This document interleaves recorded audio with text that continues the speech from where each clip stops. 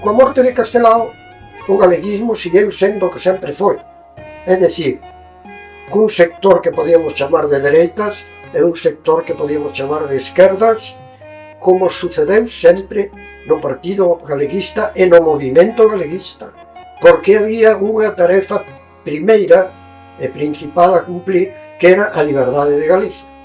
O grupo de galeguistas que había en Montevideo, que en parte eran antigos residentes e en parte eran exiliados recentes, decidimos crear unha audición galega e en galego polo estilo da que había xa en Buenos Aires, creada principalmente por Seoane. Como acababa de salir o libro de Castelao, dimoslle o nome do Sempre en Galicia. Eles conocían máis que nadie Castelao. Foron tamén adoctrinados por Castelao, que sentían por ele unha veneración. Era casi unha santidade, non para eles. Castelao morre en xaneiro e o programa comeza en setembro.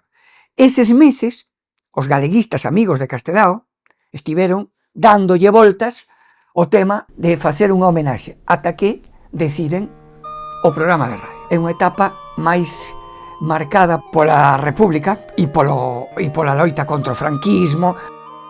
Un día estábamos reunidos no café, un grupo de amigos, entre eles algún de Buenos Aires e podían ver Carval, Beilán, Somoza, que morreu, Couceiro, Leiras e eu. E surgiu a minha ideia de decir, se fixéramos un programa de radio, todo o mundo o colleu como moi ben a idea. Bueno, daí empezamos a traballar, empezamos a distribuir xa o que habíamos a facer cada un. Eu encargueime da parte económica, de buscar financiación da parte económica. O Meilán encargouse de buscar a radio. O Emilio Pita encargouse de facer un pouco un guión, un pouco, como diríamos, a apertura e o peche. E pois así surgiu, financiárona, douslle a dirección a Alfredo Somoza, que había pouco que chegar ali, precisamente despois de 12 anos, estás en Coruña, era un diputado, máis medio pariente de Castelao, douslle a dirección a él, como home máis representativo. Pois saleu a edición ao aire, conseguimos financiarla por unha fábrica de cerveza que hai ali no Uruguai, moi importante. Firmamos unha carta a un grupo de clientes da fábrica de cerveza e autorizaron hasta a traducir a publicidade. A publicidade facíase en galego tamén. O aspecto cultural non era puramente cultural, sino que tiña un senso político. Continuábamos a obra que se fixera en Galicia hasta o movimento rebelde, porque era a maneira de manter viva a idea da liberdade de Galicia.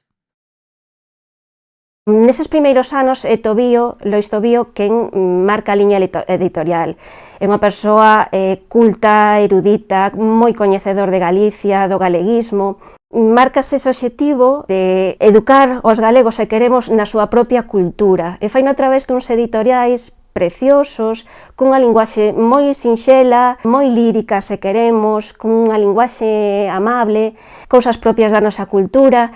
E iso a xente abraia, porque sendo galegos nunca tal escoitaran, e moito menos na nosa lingua. Daqueles tempos acabábase de pôr en marcha unha audición maravillosa, a única que coido que existe na Galicia de Migración, que xa fixo naturalmente máis de 50 anos. Aquela audición onde estaba estes galegos irmáns, magníficas persoas, sen dúbida algunha, como Cristar, Beilán, Tobío, que era o que facía os editoriais, el que se chamaba, en memoria do noso guieiro, Sempre en Galicia. Era a audición que comenzaba, ainda me lembro máis ou menos así, con esa voz maravillosa, profunda, moi galega, de Manolo Meilán, que decía, bos días, galegos. Eiquín sempre en Galicia. Audición radial ao servizo do arte e da cultura do povo galego, que todos os domingos, dende o 3 de setembro de 1950, é transmitida pola onda amiga CX16 Radio Carme de Montevideo. Unha audición maravillosa de xaneiro, Los domingos se había que cambiar. Había unha presenza Muy especial, porque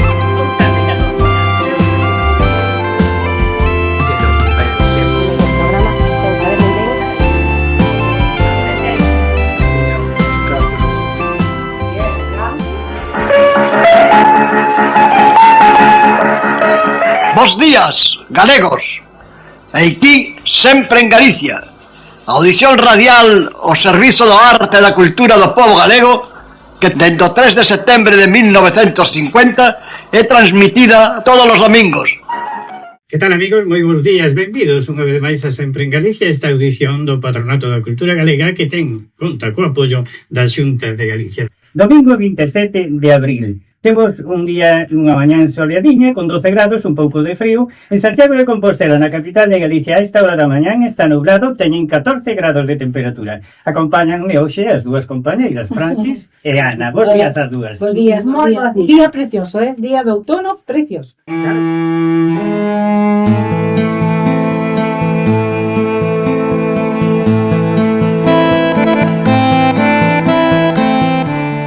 Xa os fundadores dixeron: ven aquí a nosa tarefa, sementar cultura e amor a nosa terra.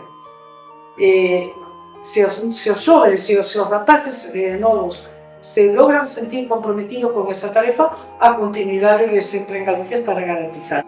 Eu creo que Galicia ten que aprender moito, ter en conta moito o que fixo a emigración americana, o que fixo Buenos Aires e Montevideo pola cultura galega, que foi o baúl onde se guardou durante eses 40 anos de franquismo a nosa vida.